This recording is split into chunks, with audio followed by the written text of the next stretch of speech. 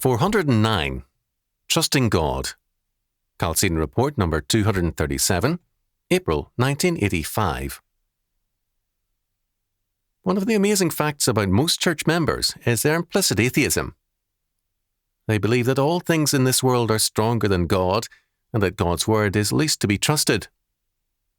For example, God says in Isaiah chapter 41 verse 10, "Fear thou not, for I am with thee.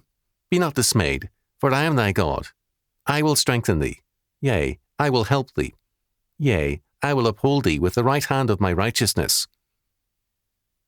We are plainly told that God is our defender, and that he will never leave us nor forsake us.